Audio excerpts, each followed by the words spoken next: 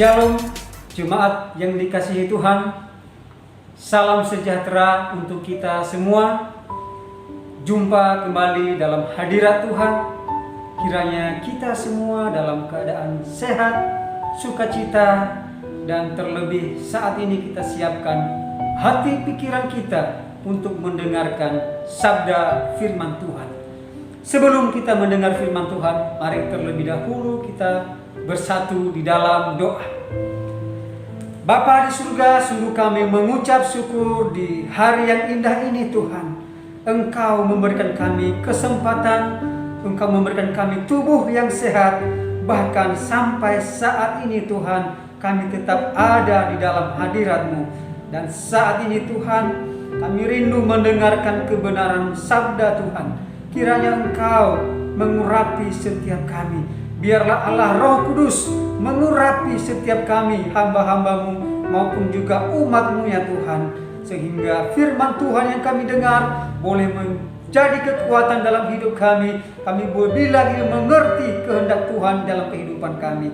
Berkati kami saat ini, berkati waktu ini Tuhan. Sehingga kami lebih fokus memahami dan mengerti kebenaran firman Tuhan. Di dalam nama Tuhan Yesus Kristus kami berdoa dan mengucap syukur. Haleluya. Amin. Amin. Puji Tuhan, Bapak Ibu dan Saudara yang terkasih dalam nama Tuhan. Firman Tuhan hari ini terambil dari kitab Injil Lukas pasal 21 ayatnya 34 sampai ayatnya yang ke-38. Begini bunyi firman Tuhan. Nasihat supaya berjaga-jaga. Jagalah dirimu supaya hatimu jangan syarat oleh pesta pora dan kemabukan serta kepentingan-kepentingan duniawi, dan supaya hari Tuhan jangan datang tiba-tiba jatuh ke atas dirimu seperti suatu jerat, sebab ia akan menimpa semua penduduk bumi ini. Berjaga-jagalah senantiasa sambil berdoa, supaya kamu beroleh kekuatan untuk luput dari semua yang akan terjadi itu, dan supaya kamu tahan berdiri di hadapan Anak Manusia. Pada siang hari Yesus mengajar di Bait Allah, dan pada malam hari ia keluar dan bermalam di gunung yang bernama Bukit Zaitun. Dan pagi-pagi semua orang banyak datang kepadanya di dalam Bait Allah untuk mendengarkan Dia. Demikian pembacaan firman Tuhan pagi hari ini. Amin. Jemaat yang dikasihi Tuhan, ini firman Tuhan yang kita dengar saat ini. Puji syukur jika sampai saat ini Tuhan berikan kita kekuatan, kesehatan ya di tengah pandemi yang begitu meningkat saat ini, khususnya di sekitar kita ya, mungkin ada zona merah sekarang ini, bahkan pembatasan yang disebut dengan PPKM dan sebagainya. Tetapi puji Tuhan ya, syukur kepada Tuhan yang memberikan kita kehidupan. Hari ini kita masih diberi nafas kehidupan, dan terlebih telinga kita dikenyangkan oleh kebenaran firman Tuhan. Kami terima kasih kepada Bapak Gembala yang memberikan kami kesempatan berdua saat hari ini untuk duet untuk menyampaikan kita kebenaran firman Tuhan. Jadi Bapak Ibu yang kasih Tuhan, satu tema untuk kita hari ini, untuk kami berdua nanti kita mendengarkan bersama, yaitu tema kita tetap melekat pada Tuhan. Sekali lagi, tetap melekat kepada Tuhan. Jemaat yang dikasihi Tuhan, seperti tadi firman Tuhan yang kita dengar ya, Tuhan berpesan di ayat 34 dikatakan, jagalah dirimu. Nah, ini ada satu pesan firman Tuhan kepada kita saat-saat ini. Bagaimana kita sebagai orang percaya harus bisa menjaga dirinya, menjaga hidupnya, menjaga dari segala keadaan yang kita hadapi hari-hari ini. Kalau di dalam Amsal dikatakan, jagalah hatimu karena dari situlah terpancar kehidupan. Tetapi saat ini di dalam Injil Lukas ini dikatakan, ya, jagalah dirimu. Ini satu firman Tuhan yang disampaikan oleh Yesus, ya, di Bukit Zaitun pada saat itu bersama dengan murid-muridnya. Ya, ketika menjelang Yesus sebelum ditangkap dan disalibkan, dia berpesan kepada murid-muridnya, ya, ada sesuatu yang dia ingatkan, dia peringatkan. Ya, kalau kita mungkin saat ini, ya, ini bukan hanya berbicara tentang akhir zaman, tetapi ini berbicara tentang realitas kehidupan nyata saat ini. Jemaat yang dikasihi Tuhan, kalau kita ingat, ya, pada saat itu di mana Yesus menyampaikan firman Tuhan ini, kalau kita melihat, mengingat murid-murid Yesus ada di sekitar itu pada saat itu, dan salah satunya adalah Yudas. Bapak Ibu tahu bagaimana karakter Yudas, bagaimana endingnya Yudas ketika Yesus disalibkan, ya. Yesus sudah menyampaikan ini bahwa jagalah dirimu supaya hatimu jangan syarat oleh pesta pora dan kemabukan serta kepentingan duniawi, dan supaya hari Tuhan jangan dengan tiba-tiba jatuh ke atas dirimu seperti suatu jerat.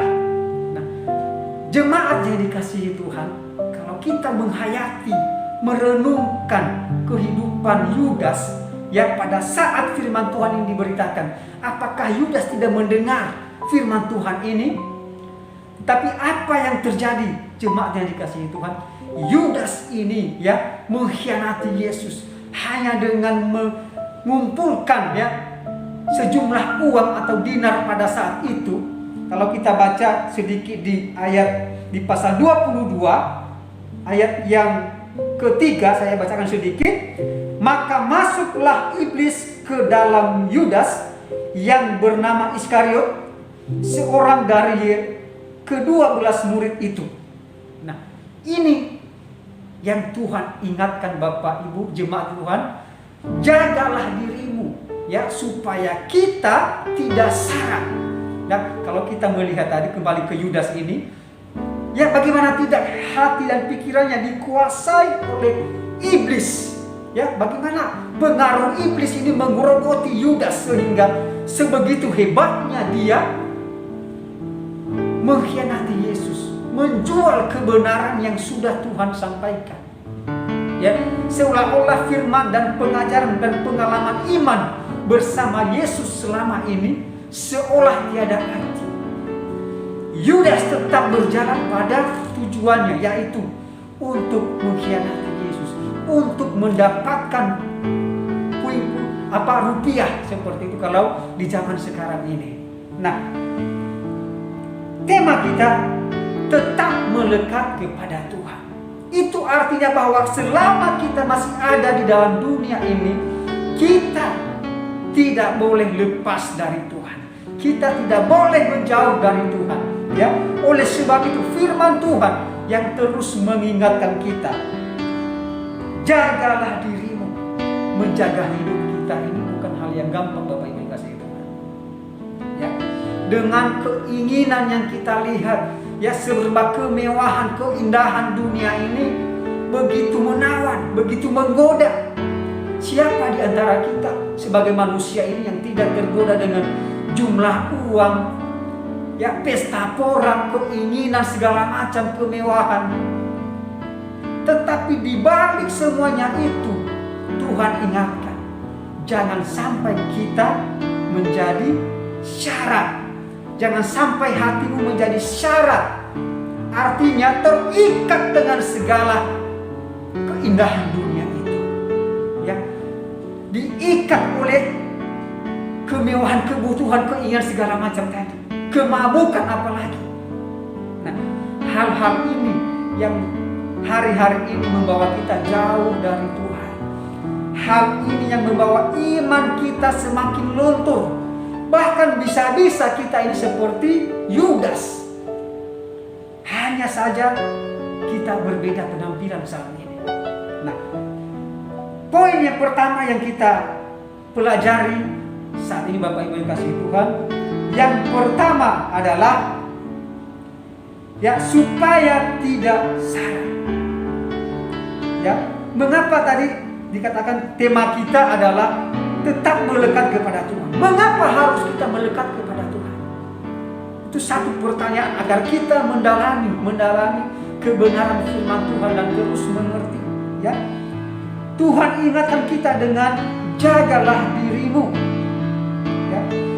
Kalau hari ini kita terapkan, terus kita pikirkan dalam kehidupan kita, maka hari-hari kita selalu kita bersama dengan Tuhan, dengan firman Tuhan yang terus mengingatkan hidup kita. Nah, poin pertama adalah supaya tidak sara. Jangan sampai hidup kita, hati kita syarat oleh pengaruh dunia. Ayat 34 ini sangat mendalam dan sangat tegas kalau kita renungi bersama-sama. Sekali lagi saya bacakan, jagalah dirimu supaya hatimu jangan syarat oleh pesta pora. Kita sebagai umat Tuhan, kita ini tidak diasingkan di dunia lain, Bapak Ibu kasih Tuhan. Kita ini hari demi hari bersama-sama dengan seluruh umat yang ada di dunia, dan terutama di sekitar kita. Ada yang mengenal Tuhan, ada yang tidak mengenal Tuhan. Ada orang baik, ada orang jahat. Ada yang hidupnya senang-senang tidak memikirkan apa itu kehidupan rohani. Ada juga yang fokus untuk kehidupan rohani.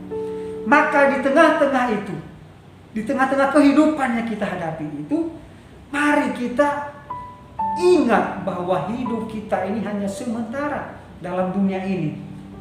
Yang kekal adalah Tuhan yang memberi kita kehidupan. Yesus sumber kehidupan, jangan pernah kita menjauh darinya. Kita harus melekat kepada Tuhan. Seperti pokok anggur. Tinggallah di dalam aku, maka aku tinggal di dalam kamu. Demikian juga kehidupan kita. Ketika kita mau menjaga hidup kita, tidak semata-mata kita sudah aman, tetapi kita harus berusaha menempatkan hidup kita di dalam Tuhan, di dalam kebenaran Tuhan, di dalam firman Tuhan. Maka kita disebut orang percaya, orang beriman, di tengah pandemi yang gila ini, di tengah kesulitan hidup ini, di tengah tantangan zaman yang semakin susah, kita berkata, Yesusku ajaib, Tuhanku ajaib. Dia memelihara hidupku, Dia menjaga hidupku. Apalagi Bapak Ibu Tuhan yang kita ragukan, yang kita khawatirkan.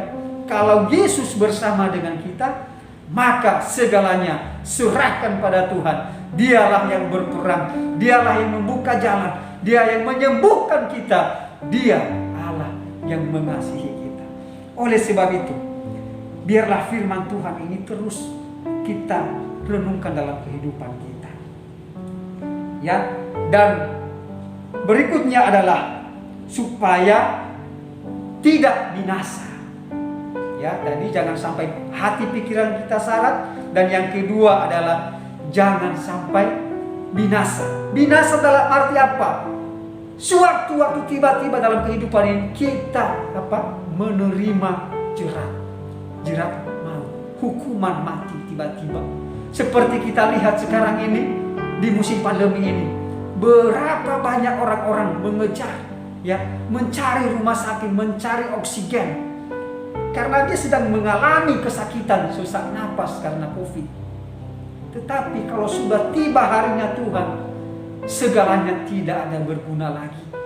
Kau punya kekayaan pun juga tidak menolong di saat jerat maut sudah datang. Tetapi orang yang di dalam Tuhan, apapun yang terjadi, Tuhan benteng kehidupan. Kalau kita lihat di dalam Mazmur 91, bagaimana perlindungan Tuhan, sampai penyakit sampar apapun, panah-panah berterbangan sekalipun, tetapi orang yang berlindung dalam Tuhan tidak akan menimpa. Itulah jaminan hidup kita. Bersyukur jika saat ini kita sehat, kita diberi kekuatan, dan kita mendengar firman Tuhan. Bersyukur dan berserah kepada Tuhan. Mujizat Tuhan, pertolongan Tuhan, ajaib buat kita semua. Puji Tuhan. Haleluya. Pertolongan dan keajaiban Tuhan boleh nyata kepada setiap orang yang tetap melekat kepada Tuhan. Bapak Ibu yang terkasih dalam Tuhan, saya akan melanjutkan firman Tuhan hari ini. Kita akan baca di ayatnya yang ke-36, dikatakan, berjaga-jagalah senantiasa sambil berdoa, supaya kamu beroleh kekuatan untuk luput dari semua yang akan terjadi itu, dan supaya kamu tahan berdiri di hadapan Anak Manusia. Nah, poin yang ketiga, supaya kita tetap melekat kepada Tuhan, yaitu membangun hubungan yang intim dengan Tuhan. Bagaimana cara membangun hubungan yang intim dengan Tuhan? Yaitu berdoa dan berjaga-jaga. Di dalam firman Tuhan kita boleh melihat di dalam 1 Petrus pasal 5 ayatnya yang ke-8 berbunyi demikian. 1 Petrus pasal 5 ayatnya yang ke-8 berbunyi demikian, sadarlah dan berjaga-jagalah. Lawanmu si iblis berjalan keliling sama seperti singa yang mengaum-ngaum dan mencari orang yang dapat ditelannya. Lawanlah dia dengan iman yang teguh, sebab kamu tahu bahwa saudaramu di seluruh dunia menanggung penderitaan yang sama. Artinya Bapak Ibu yang dikasihi oleh Tuhan, jikalau kita ingin tetap melekat kepada Tuhan, harus membangun hubungan yang intim dengan Tuhan melalui doa, melalui persekutuan, melalui pembacaan firman Tuhan yang memberikan kita kehidupan. Karena kenapa? Karena si iblis sedang mengaum-ngaum untuk menerkam setiap orang yang tidak ada di dalam Tuhan. Makanya di dalam firman Tuhan yang kita baca hari ini, di dalam Lukas pasal 21 adalah pengajaran Tuhan untuk menghadapi hari-hari yang terakhir.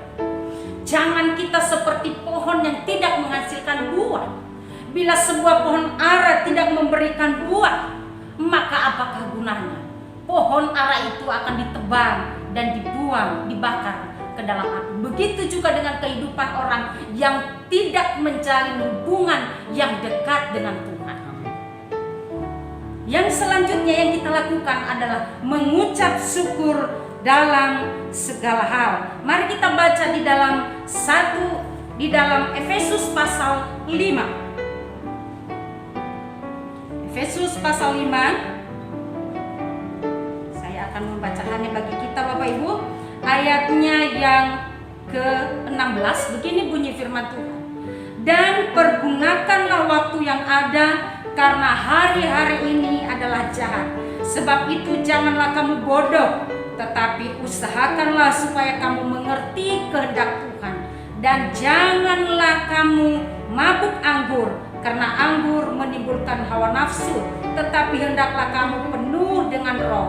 Dan berkata-katalah seorang kepada yang lain dalam mazmur, kidung puji-pujian dan nyanyian rohani. Bernyanyi dan bersoraklah bagi Tuhan dengan segenap hati. Ayatnya yang ke-20. Ucaplah syukur senantiasa atas segala sesuatu dalam nama Tuhan kita Yesus Kristus kepada Allah Bapa kita. Bagaimana kita supaya tetap melekat kepada Tuhan selain kita membangun hubungan yang intim dengan Tuhan melalui persekutuan, melalui doa, dan yang ketiga adalah mengucap syukur kepada Tuhan kita Yesus Kristus. Kenapa kita harus mengucap syukur? Keadaan yang kita lewati ini seringkali kita sulit melihat kebaikan-kebaikan Tuhan. Tetapi orang yang melekat kepada Tuhan, dia tidak akan pernah berhenti sampai dia melihat mukjizat itu nyata di dalam kehidupannya. Biarlah setiap kita mempunyai iman yang teguh di dalam Tuhan. Karena firman Allah berkata bahwa semuanya akan berlalu, tetapi firman Tuhan akan tetap terjadi. Langit dan bumi akan berlalu, tetapi perkataanku tidak akan berlalu, kata Tuhan. Semua yang sudah ada di dalam firman Tuhan, semua yang sudah tertulis dalam kitab kehidupan, itu akan tergenapi. Jangan sampai kita tidak didapatkan setia oleh Tuhan. Saudara yang dikasihi oleh Tuhan, bagaimana supaya kita tetap melekat kepada Tuhan? Kenallah Tuhan lebih dalam. Coba kita baca di dalam 2 Petrus 3 ayat 17 dan 18. Di sini dikatakan, tetapi kamu saudara-saudaraku yang kekasih, kamu telah mengetahui hal ini sebelumnya. Karena itu waspadalah supaya kamu jangan terseret ke dalam kesesatan orang-orang yang tidak mengenal hukum, dan jangan kehilangan peganganmu yang teguh. Tetapi bertumbuhlah dalam kasih karunia dan pengenalan akan Tuhan dan Juru Selamat kita Yesus Kristus. Baginya lah kemuliaan sekarang sampai selama-lamanya. Firman Allah mengingatkan kita supaya kita jangan terseret. Kita harus waspada supaya kita tetap di dalam pengenalan Allah yang benar. Kita jangan menjadi orang yang tidak mengenal hukum-hukum Tuhan, tetapi oleh kasih karunia kita harus bertumbuh di dalam pengenalan akan Tuhan Juru Selamat kita. Karena hanya dengan pengenalan akan Tuhanlah maka kita boleh melihat keajaiban Tuhan. Apapun yang terjadi dalam hidup kita, tetaplah berpegang kepada janji-janji Tuhan. Kalau kami ditolong, maka Bapak Ibu juga semua akan ditolong. Kalau dulu kita sudah ditolong, sekarang dan selama-lamanya juga kita pasti akan ditolong. Di dalam firman Tuhan hari ini kembali mengingatkan kita supaya kita jangan terikat di dalam hal-hal duniawi, supaya hati kita jangan syarat, supaya hati kita jangan terikat dengan hal-hal yang memisahkan kita dari kasih karunia Allah. Tetapi firman Allah mengajar kita supaya kita terus hidup dalam pengenalan Allah yang benar. Karena dengan pengenalan Allah yang benar, maka kita boleh melewati segala tantangan kehidupan. Hari-hari yang kita lalui ini dikatakan firman Tuhan, karena hari-hari ini adalah jahat. Kita boleh melihat sana sini pembunuhan di mana-mana, sakit penyakit di mana-mana, ketakutan menimpa di mana-mana, orang lain menyakiti sesamanya dan lain sebagainya. Tetapi itu hanya sementara. Apabila kita tetap di dalam Tuhan, kita akan memiliki kekuatan yang luar biasa di dalamnya. Janganlah berhenti percaya sampai kita melihat mukjizat itu nyata di dalam kehidupan kita. Bapak Ibu yang dikasihi oleh Tuhan, ucapkanlah syukur. Kalau kita melihat lagi di dalam pasal 21, di dalam ayatnya yang pertama sampai ayatnya yang keempat, bagaimana seorang janda miskin mempersembahkan apa yang dia punya. Hari-hari ini sulit sekali kita untuk mengucap syukur. Bagaimana mungkin aku memberikan sementara bagian yang ada padaku itu kurang. Tetapi hari ini kita diajar lagi supaya kita tetap bersyukur, memberi dari apa yang dari kekurangan kita. Seperti janda miskin,